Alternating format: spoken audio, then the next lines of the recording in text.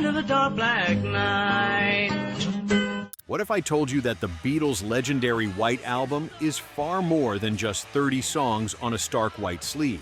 This album wasn't just recorded, it was survived by its creators. From a member quitting the band for weeks, to an evil man's dark obsession turning music into madness, from guest guitar legends to studio battles that nearly tore the band apart, the White Album is a puzzle filled with twists that go way beyond the music. Who were the real players behind these iconic tracks? What went down behind the curtains at Abbey Road? And which moments from the making of the White Album are so crazy they still shock decades later? Stick around because this is The White Album. 10 wild facts that'll blow your mind.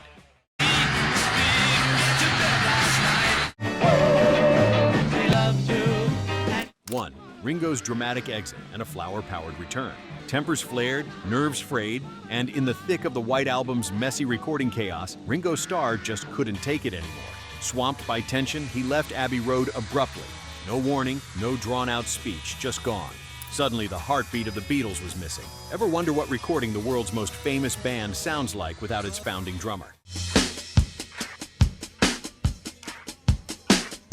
In his absence, the remaining members scrambled. Paul hopped behind the kit. Session musicians filled the gap, but the pulse was never quite right. Would the band soldier on without Ringo, or would this be the last straw for the Fab Four? Then, after several weeks, Ringo returned to the studio. Not to anger, but to a drum set buried beneath a sea of flowers.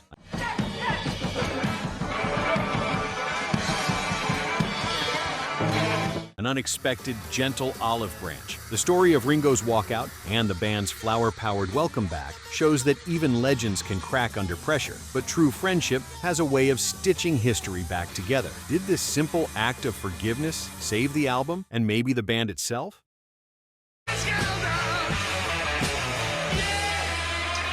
2. Mysterious messages, cults, and the dark side of the album. What happens when music gets tangled in the darkest corners of history? Enter Charles Manson, a cult leader who became obsessed with Helter Skelter and other tracks on the White Album. Manson believed he'd found secret messages in the Beatles' lyrics, twisting their words into a sinister personal prophecy. Who could have imagined that the Beatles' art would end up haunting headlines around the world? Manson's followers saw the album as a coded call to arms, using its songs as a warped soundtrack for chaos. It's a link so chilling and surreal, fans to this day refuse to believe it's real. How could a rock masterpiece be tied to such tragedy? This legacy lives on as one of music's most uncomfortable crossroads between creativity and infamy. The question lingers: can art ever really control where its influence ends?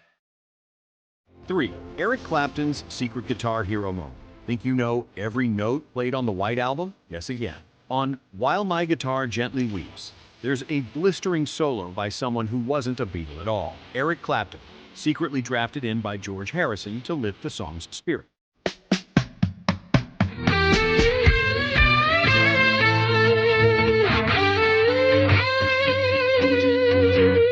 Clapton's uncredited guest appearance changed everything. His soulful bends and raw emotion turned George's track into a masterpiece. The studio room itself seemed to shift, as if a bolt of electricity had passed through the group. Did the Beatles feel threatened having such a guitar legend show up in their house? Was this proof the band needed new blood to fuel their competition?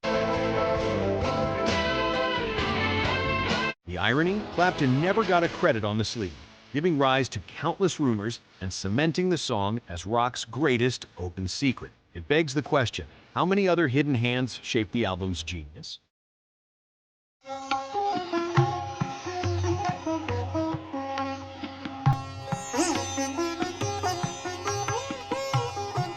4. From India to Abbey Road, songs born of spiritual quest. What does it take to write 30 songs in less than a year?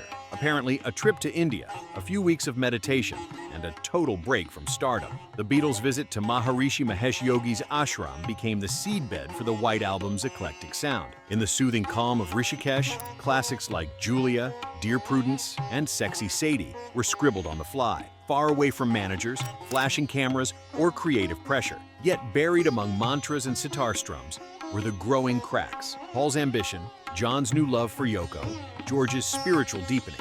Was this tranquil retreat their escape, or the beginning of the end? Oh, what have you done, Sexy Sadie? India's mystical spell changed the album forever. Can a simple change of scenery heal old wounds, or does it only shine a light on new ones? 5. Helter Skelter, the accidental birth of heavy metal. When Paul McCartney set out to make the loudest, raunchiest, most ridiculous rock record of all time, did he realize he'd accidentally invent heavy metal? The relentless distorted mayhem of Helter Skelter, raging guitars, screaming vocals, blisters on fingers, caught the world off guard. What started as a challenge to rival The Who's intensity turned into a thunderous, unruly anthem. Even the band seemed shocked by the result. Chaos reigned, strings broke, tempers snapped. Was this just musical one-upmanship or a genuine genre birth? The impact ripples through modern music halls even now, making you wonder just how much of rock history is born from wild nights and reckless competition?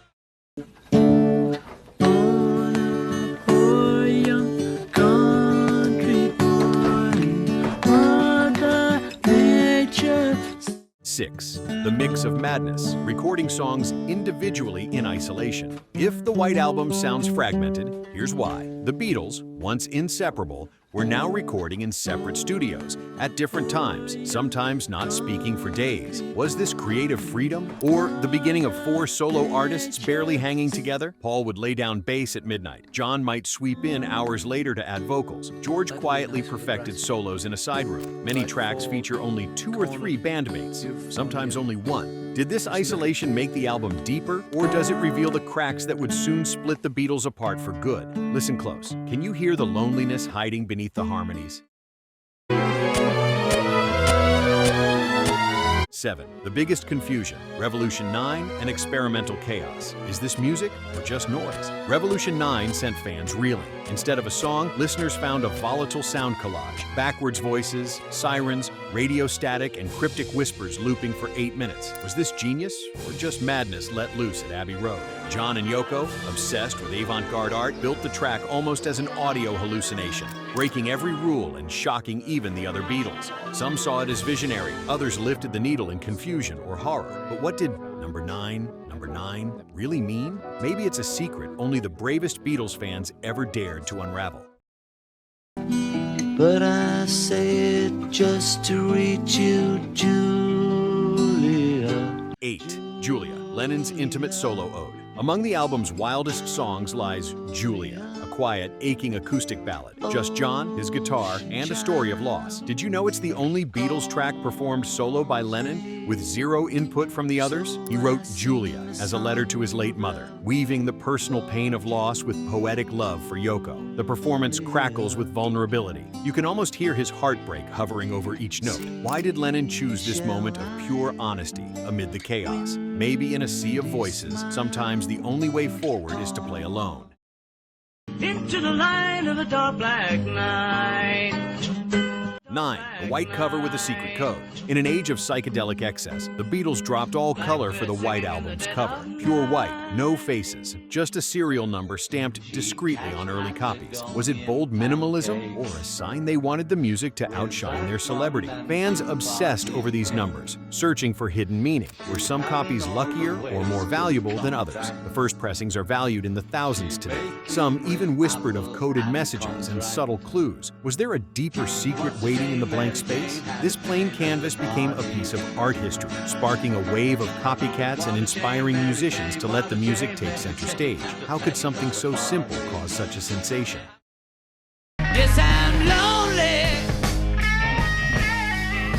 10. The Abbey Road Madness, creative battles and studio tensions. By 1968, Abbey Road was less studio and more battleground. Fights over song order, creative style, and personal lives erupted almost daily. Paul wanted structure, John wanted art, George was finding his voice, and Ringo sometimes disappeared into the background. Drama wasn't behind the scenes, it was front and center. Despite the bitterness, wild competition led to bursts of brilliance. The result was sprawling, messy, and sometimes magical. Secret glances, sarcastic lyrics, cryptic messages, and in-jokes still hide between the tracks.